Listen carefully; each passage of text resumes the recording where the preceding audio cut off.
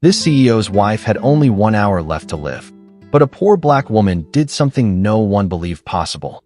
In a world full of struggles and second chances, every story hides a lesson worth learning. This is Afnan Art, where ordinary lives become extraordinary tales. Sit back, open your heart, and let the story begin.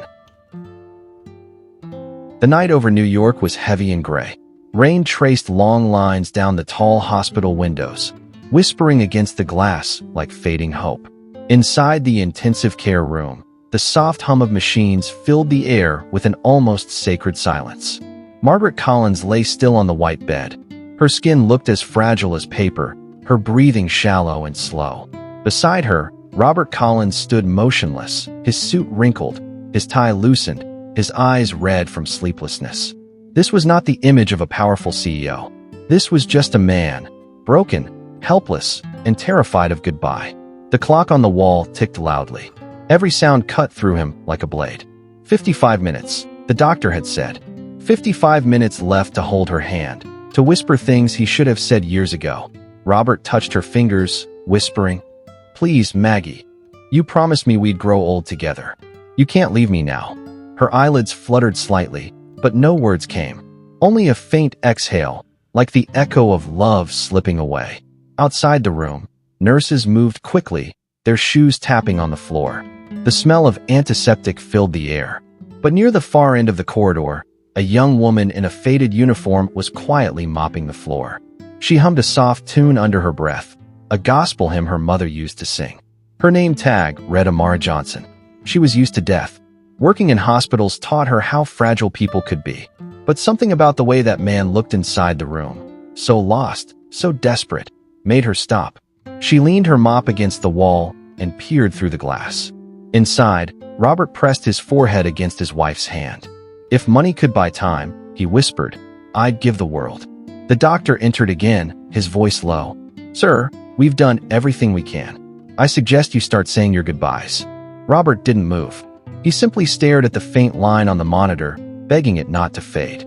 The rain outside grew heavier, blurring the city lights. Amara stood silently, her heart aching. She didn't know this woman, or this man. Yet something deep inside her whispered that she shouldn't walk away. Robert turned toward the window and caught a glimpse of Amara's reflection. Their eyes met for only a second, his full of despair, hers full of quiet courage. And in that single glance, something unspoken passed between them. Something that would soon defy all logic, all science, and all sense of what was possible. The monitor beeped again. Time was running out. Amara pushed her mop slowly across the shiny tile floor, but her mind wasn't on her work anymore. Through the thin glass window, she could still see the man in the suit sitting beside his wife. His hand never left hers. The glow of the monitor painted his face pale blue, the color of fear. The hallway smelled faintly of bleach, but to Amara, it smelled like sorrow. She had seen this scene before, families waiting, praying, crying. But something about this night felt different. It was quieter, heavier, as if the air itself was holding its breath. Her stomach rumbled. She hadn't eaten since morning. Her shoes were soaked from the rain outside. Yet when her shift partner told her to take a break, she shook her head.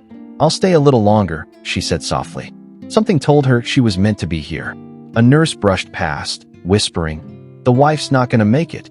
Amara looked up sharply, her heart tightening. Inside the room, Robert was talking to the doctor again, his voice trembling. "There has to be another way. Call someone. Try something." "Mr. Collins," the doctor said gently, "we've already used every method.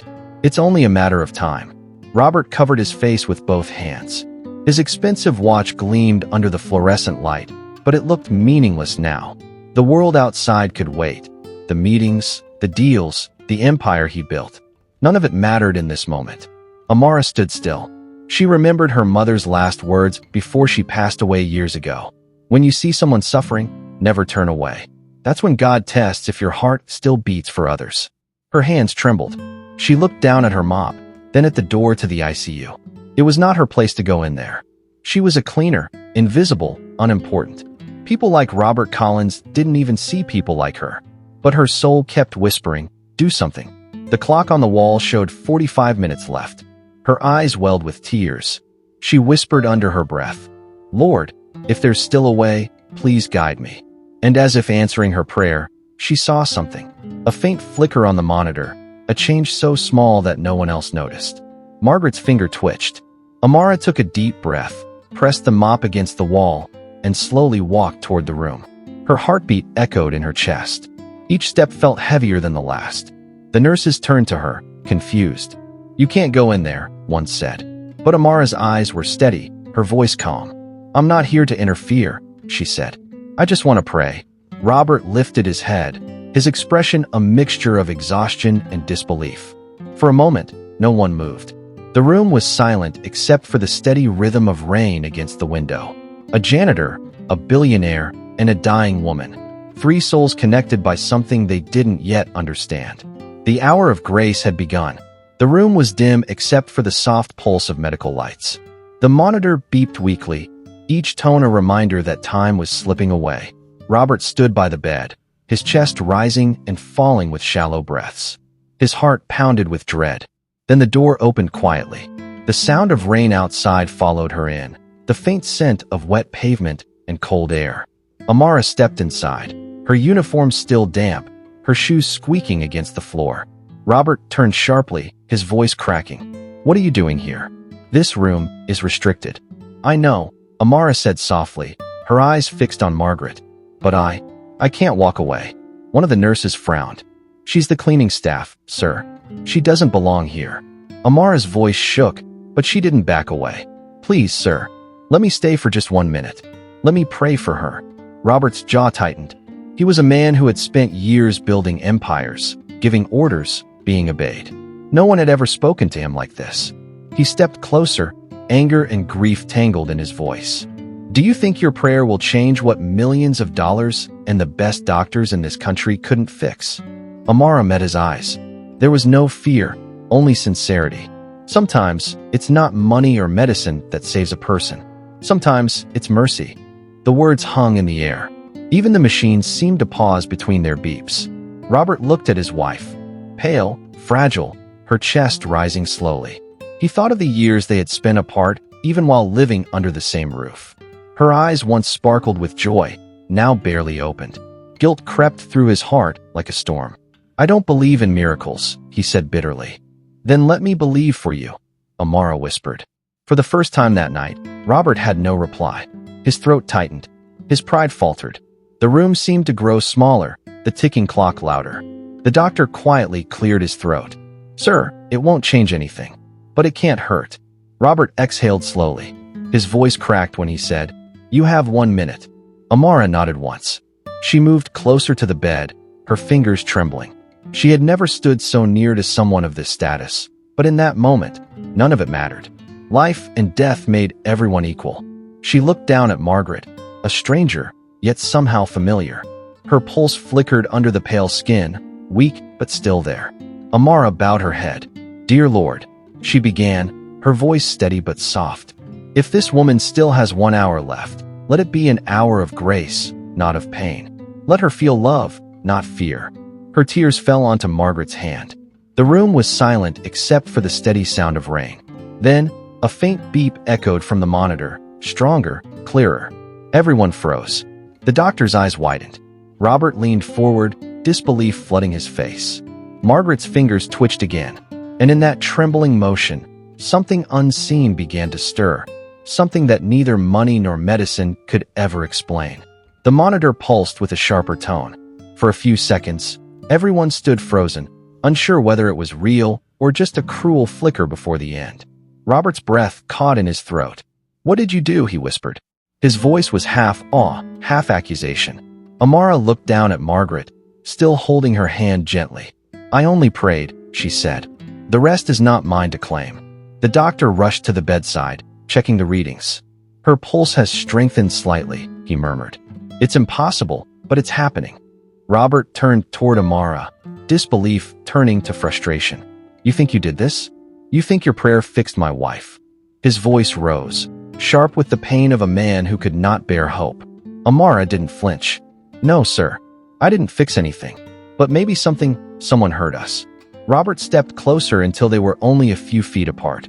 His eyes burned red. "Do you understand who my wife is?" Do you understand what's happening here? You can't just walk into a room like this and— Robert, the doctor interrupted, his tone calm but firm. She's not hurting anyone. But Robert couldn't stop the flood of emotion. He pointed toward the door. Get her out. I don't need pity from someone who cleans floors for a living. The words sliced through the air like glass. Even the nurses looked away. Amara's lips trembled, but she stood tall. Sir, she said quietly, sometimes people who clean the floor are closer to the ground where prayers rise first. The room fell into silence. Only the rain dared to make a sound. Robert's shoulders sagged. His anger began to crumble under the weight of his own grief. He turned away, pressing both hands against his face. Then, a voice broke the silence, soft, fragile, but unmistakably human. Robert. Every head in the room turned. Margaret's lips moved again. Her eyes fluttered open. Robert froze. His heart nearly stopped. Maggie. Her voice was faint as a whisper. Why are you shouting? The doctor's pen fell from his hand. The nurse gasped. Robert stumbled to her side, his tears spilling freely now. You're awake. Oh God, you're awake. Margaret blinked slowly, her gaze unfocused. Her hand reached for Amara's fingers. Who is this? Amara's heart pounded in her chest. Just someone who believes in mercy, she said softly. Margaret smiled weakly. Then mercy still lives. Robert turned toward Amara, unable to speak. His anger had vanished, leaving only awe. The impossible had happened. But deep inside, Amara knew. This miracle had only just begun, and with it, truths long buried were about to rise. For the first time in hours, there was warmth in the room. It wasn't from the hospital lights or the machines, but from the quiet miracle breathing between life and death. Margaret's eyes fluttered open, her hand weakly gripping Amara's. Amara, Robert whispered, still kneeling beside the bed. Keep praying. Please.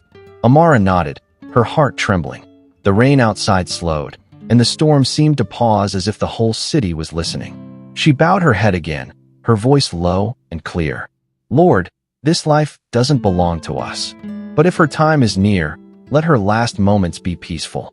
Let her feel love once more. Let forgiveness fill this room. As she prayed, Margaret's breathing grew steadier. The monitors showed a rhythm that none of the doctors could explain. Robert held his wife's other hand, tears rolling down his face. I'm here, Maggie, he whispered. I should have been here more often. I should have listened when you said you were lonely. Margaret's lips moved. You were always chasing time, she said softly. And now time is chasing us. Robert pressed his forehead to her hand. I'm sorry. I forgot what really mattered. Amara's eyes filled with tears. She could feel something deep and heavy lifting inside this room, a shadow dissolving. She had seen death many times before, but never like this. This wasn't pain. It was grace unfolding. The doctor stood silently near the door, his mouth slightly open. This isn't possible, he murmured. Her oxygen levels are stabilizing. Robert looked up, his voice shaking. Don't call it impossible. Call it mercy. Amara continued praying. Her voice grew stronger with each word, like a melody carried through the rain. If this hour is her last, make it an hour of light, not darkness. Make it an hour where love is reborn. The machines hummed in harmony, almost as if they understood. The nurse who had doubted Amara earlier wiped away a tear. Then, something unexpected happened. Margaret turned her head toward Amara, her eyes clearing. I know you, she whispered. Amara froze. You know me? Margaret nodded slowly. I've seen you before. Years ago, at a job interview. You were with your mother. Amara's breath caught. Her fingers tightened around Margaret's hand. Memories rushed back. The cold office, the rejection, her mother's tears when they were told they weren't good enough. Yes, Amara whispered. You were the woman who turned us away. Robert's eyes darted between them. Maggie, what is she talking about? Margaret's lips trembled. It was my company. I rejected her mother's job application. I said she didn't have the right background. A tear slid down her cheek. That decision cost them everything, didn't it? Amara couldn't speak. Her eyes glistened with pain and compassion all at once. The room fell silent again. The truth, long buried under years of pride and sorrow, now stood between them, raw, fragile, and real. Margaret's heartbeat, once fading, now grew strong. It was as if forgiveness itself had found a way to keep her alive a little longer. And in that small space between guilt and grace, two lives once divided by power began to heal. For a moment, no one spoke. Only the soft rain outside filled the silence, tapping gently on the hospital window like a steady heartbeat. Amara stood frozen, her hand still wrapped around Margaret's. The memories she had buried for years were alive again. Her mother's tired eyes, the empty kitchen table, the quiet nights when hunger became a prayer. Margaret's voice cracked through the stillness. "I remember your mother's face. She begged for that job. I turned her away. I told her we only hired people with experience." Her eyes filled with tears. "I didn't see the person she was. I only saw a resume." Amara's throat tightened. She wanted to be angry, to scream, but when she looked at the frail woman lying before her, all she felt was sorrow. "She passed away 2 winters later," Amara said softly. "But she never blamed you. She said one day, someone would understand her struggle." Margaret reached out weakly, touching Amara's cheek with trembling fingers. "I'm sorry," she whispered. "I was blind. All my life, I chased perfection. I forgot to see people." Robert stood near the bed, his face pale. "Maggie, you never told me." She smiled faintly. "Because I didn't want to remember. Guilt makes the heart heavy." Amara blinked back tears. "Then let it go tonight. Forgive yourself." "My mother already did." Margaret's breath trembled. She looked at Robert, her husband who once stood untouchable above the world. "Robert, we have everything, money, status, a name. But what did we give back?" Robert's eyes fell to the floor. He could not answer. All his life had been about success, the rise, the empire, the applause. But in this quiet room, surrounded by strangers and machines, he finally realized how small all of it was. Margaret turned back to Amara. "Thank you," she whispered. "You gave me what no doctor could, peace." Tears rolled down Robert's face. He took her hand, desperate to hold her in this fragile moment between life and eternity. "Don't leave me, Maggie." "Not yet." She smiled weakly. "You already lost me once, Robert, when you stopped listening. But maybe this time, you'll learn to love beyond fear." Her breathing slowed, steady but shallow. The lines on the monitor softened into a gentle rhythm, each beat precious. Amara stepped back slightly, her voice barely a whisper. She still has strength left. Maybe she just needs time. The doctor, standing quietly by the door, nodded in awe. "If she makes it through the next 10 minutes, it'll be a miracle." Robert held his wife's hand tighter. "Then we'll make every second count." Margaret looked at Amara once more, her eyes glowing faintly under the pale hospital light. "I'll carry your mother's face with me. Tell her, thank you for sending her daughter here." Amara smiled through her tears. "She'll hear you." For a long while, no one spoke. Only the sound of rain filled the air, soft and rhythmic, like heaven breathing. And for one more breath, Margaret was alive. Not by medicine, not by chance, but by grace. The clock on the wall ticked toward midnight. The storm outside had eased into a whisper, leaving only the soft hum of the hospital lights and the fragile rhythm of Margaret's breathing. Robert sat beside her, his fingers interlaced with hers, his face worn by sleepless hours. On the other side of the bed, Amara remained still, her presence calm, almost sacred. The doctor had stepped out to give them privacy, but no one in that room dared to break the quiet. Margaret's voice came softly, like a thread of wind. "Do you remember the Collins Charity Gala, Robert? The one 10 years ago?" Robert looked at her, confused. "Of course. That night was when we announced the foundation." Margaret's lips curved into a faint, sad smile. "That foundation, it was supposed to help struggling families. But I used it to polish my reputation. I didn't care about those people. I cared about applause." Robert swallowed hard. "You did what you thought was right." "No," she said weakly, shaking her head. "What I thought was necessary. There's a difference." Amara listened quietly, her heart heavy. Every word felt like a confession not just to her, but to the world Margaret had built, a world built on power, not compassion. "I once told your mother," Margaret continued, looking at Amara, "that some people are born to serve, and others are born to lead. I said it with pride." Her eyes filled again. "But tonight, I see how wrong I was. You, the woman who cleans floors, you led me back to life." Amara's voice trembled. "You don't need to say this. What's done is done."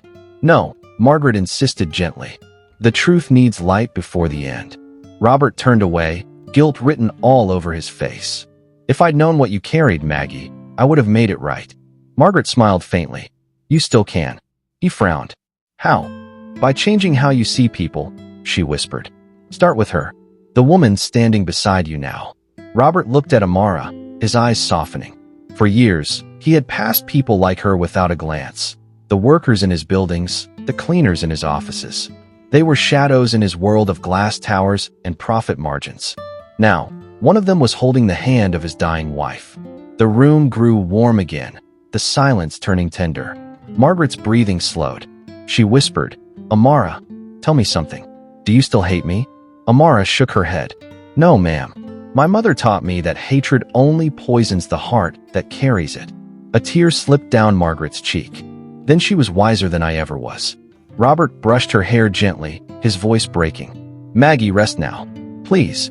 But Margaret's gaze drifted to the window, where the city lights shimmered faintly through the mist. No, she whispered. Not yet. There's something I still need to say. She looked at both of them, her eyes clear for the first time all night. This moment, this mercy, it's not for me alone. It's for both of you. You've each carried pain from choices you didn't make. Let this be the hour it ends.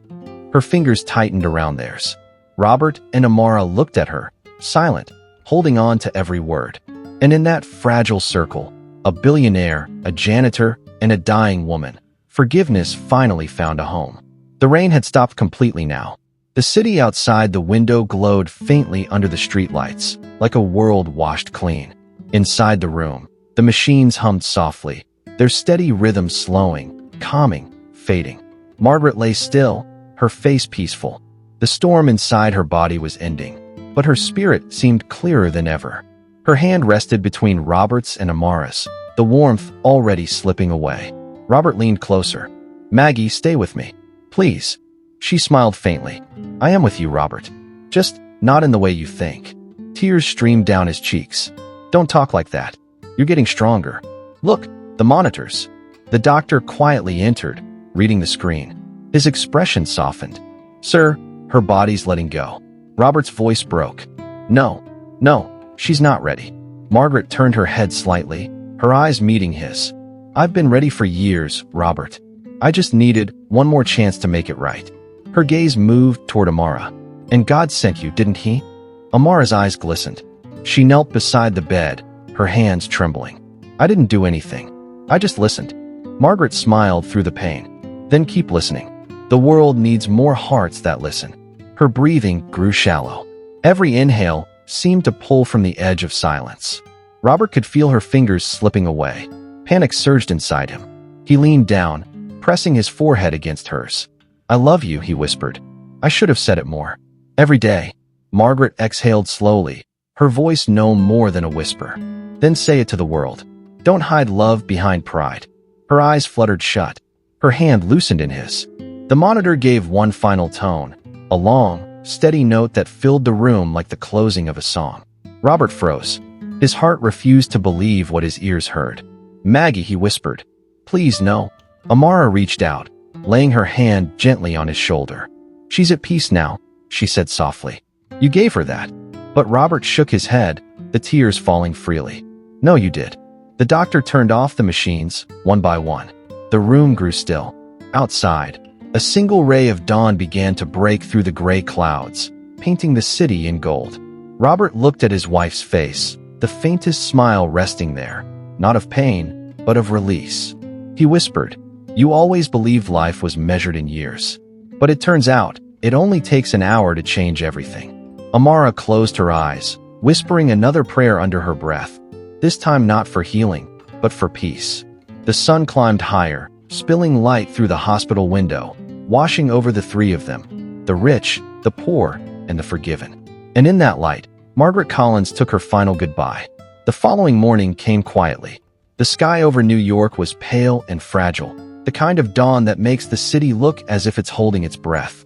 The hospital hallways were calm again, the chaos of the night replaced by silence and the faint scent of disinfectant. Robert Collins walked through the corridor like a ghost. His suit jacket hung loose on his shoulders, and his eyes were hollow, rimmed with red. He had spent the night beside Margaret's body until the nurses gently led him away. Now he stood alone in the hospital lobby, staring through the glass doors at the world outside. Taxis moved, people hurried, coffee cups in hand. The city was alive again. But to him, it all felt distant, like a world that no longer belonged to him. The empire he had built, the skyscrapers, the offices, the wealth, meant nothing. For the first time in his life, Robert Collins, one of the most powerful men in Manhattan, had no purpose. "Sir," a voice called softly. He turned.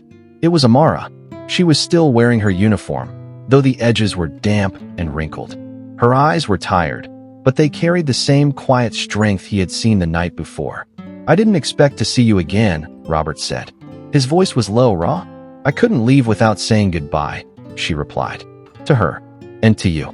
He nodded slowly, unable to find words. The silence between them was heavy, yet gentle, the silence of two people who had witnessed something sacred. Amara stepped closer. "She found peace, sir. You should too." Robert shook his head. "How can I? I spent my life chasing power, while people like you, people like your mother. I ignored you all." Amara looked at him with compassion. "Then start now. The past can't be fixed, but it can be used to build something better." Her words lingered in the air. For the first time, Robert lifted his gaze and met her eyes fully. There was no pride left in him, only gratitude. "What's your name again?" he asked quietly. "Amara Johnson." He nodded. "Amara." He said it slowly, as if memorizing it. "You changed everything last night. You made me see the truth. If there's anything I can do for you." She interrupted gently. "You don't owe me anything, sir. Just remember what she said. Don't hide love behind pride." Her words pierced deep. Robert felt something stir in him, not the sharp ache of grief, but the fragile beginning of awakening. When she turned to leave, he stopped her. "Wait, where do you live?" "In the Bronx," she said, hesitating. "A small apartment on East 164th Street." He nodded again, thoughtful. "I'll visit." Amara frowned. "You don't have to." But Robert smiled faintly, for the first time since the night before. "I know, but I want to." 2 weeks later, the Collins mansion, once filled with noise and luxury, stood quiet. The portraits, the chandeliers, the marble floors, all felt meaningless. Robert walked through the grand halls with a single box in his hands. Inside were Margaret's letters, her wedding ring, and the last photograph they ever took together. He placed the box on the table, then looked out the window. The city stretched endlessly, yet he'd never felt so small. He remembered Amara's words again, "Start now." That afternoon, Robert called his lawyer and instructed him to liquidate several personal assets. "I want to establish a foundation," he said firmly. "In her name, Margaret Collins. But it won't be for publicity. It'll be for people like Amara. For the invisible ones." The lawyer stared at him in shock. "Sir, that's quite a change." Robert smiled faintly. Losing someone can do that to a man. A month passed. The Bronx air was humid and heavy that summer afternoon when Amara stepped off the city bus, carrying a paper bag of groceries. She was still working at the hospital, but had taken fewer shifts lately to care for her younger brother, Caleb. As she turned the corner to her small apartment complex, she stopped. A sleek black car was parked near the entrance. The door opened, and Robert stepped out, wearing a plain gray shirt and jeans, a man far removed from the world of boardrooms and cameras. Amara blinked. "You really came." He smiled gently. "I said I would." He handed her an envelope. Inside was a letter and a set of keys. "This belonged to Margaret," he said. "She wanted you to have it." Amara looked confused. "Have what?" He pointed down the street. A small brick building stood near the corner, old, abandoned, but sturdy. The faded sign above the door read, "Hope Street Community Center." "I bought it years ago for a project that never happened," Robert continued. "Now it's yours. A place to help women like your mother, or anyone who needs a second chance." Amara stared at him, speechless. Her eyes filled with tears. "Why me?" Robert's answer was simple. "Because you reminded me that grace isn't something we earn. It's something we share." She clutched the keys tightly, her voice trembling. "Thank you, sir." He smiled. "No, thank you." As Robert turned to leave, the sun began to set over the Bronx skyline, casting golden light across the street. Amara stood there, the keys glinting in her hand, the wind carrying the faint scent of summer rain. And somewhere deep inside both of them, the rich man and the poor woman, a quiet truth settled. Sometimes, it takes losing everything to finally see what truly matters. And sometimes, a single hour of grace can rewrite an entire lifetime. 6 months had passed since that night in Mount Sinai Hospital. Winter had come and gone, and the city of New York now basked under the soft warmth of spring. The streets buzzed again with the rhythm of life. Children chasing each other through the park, vendors calling out on sidewalks, and trains rumbling beneath the earth. But for Amara Johnson, life had never been the same. Every morning, she walked through the small brick building at the corner of Hope Street. The once abandoned center now glowed with light and laughter. Its new name hung proudly above the door, the Grace Hour Center. Inside, women of all ages filled the rooms, some single mothers, some homeless, some young girls trying to find work. Amara moved among them, offering food, clothing, and encouragement. She taught them how to write resumes, how to cook simple meals, how to hope again. On the wall hung a framed photograph, Margaret Collins, smiling in the garden of her home. Below it, a small plaque read, "To the woman who found her peace through mercy." Amara touched the frame every morning before beginning her day.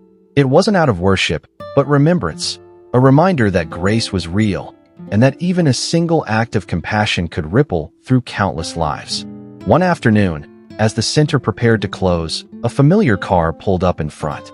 Robert Collins stepped out, dressed simply in a brown coat. He looked older now, but calmer, the hard lines of ambition softened by humility. Amara met him at the door with a warm smile. "You kept your promise," she said. He nodded. "And so did you." His gaze drifted around the hall, the chatter, the children laughing, the aroma of soup drifting from the kitchen. Margaret would have loved this. "She does," Amara replied softly. "In her own way, she's still here." They sat together in the small garden behind the building, where sunlight filtered through the leaves. For a long moment, neither spoke. The air was filled only with the quiet hum of the city, the living pulse of second chances. Robert finally broke the silence. "You know, I used to think an hour meant nothing. Just 60 minutes. But that night, that 1 hour changed everything. It changed how I see people. It changed who I am." Amara smiled. "Sometimes an hour is all God needs to rebuild a heart." He looked at her, his eyes soft. "You gave me that hour." Amara shook her head gently. "I didn't give it. I just shared it." They both laughed quietly, the sound blending with the rustle of the trees. As the sun began to set, golden light poured over the city skyline. The shadows stretched long across the garden. Robert stood, hands in his pockets, and looked around the center one last time. "What will you do next?" he asked. Amara smiled. "Keep it alive, for as long as I can. And when I'm gone, someone else will take over. Because mercy doesn't end with one person, it passes on." He nodded, his heart swelling with a bittersweet pride. "Then Margaret's legacy is safe." Amara turned toward the glowing sign above the doorway, the Grace Hour Center. Her voice was quiet, but firm. "No, sir. It's not just hers. It's yours too. It's everyone's who believes in second chances." When Robert left that evening, the streets were lined with the golden haze of dusk. The car disappeared into traffic, but his soul felt lighter than it had in years. He no longer carried the weight of what he had lost. Instead, he carried what he had found, redemption. Inside the center, Amara knelt by the window, folding a blanket for a child asleep on the couch. She looked out at the sky, whispering a quiet prayer. "Thank you, Lord, for 1 hour of grace." And as the first evening stars appeared above New York, the city seemed to whisper back, not with words, but with warmth. The night that once brought despair had become the birthplace of hope. The woman who once had nothing now gave everything. And the man who once ruled the world finally learned to kneel. All of it, born from one impossible hour that changed everything.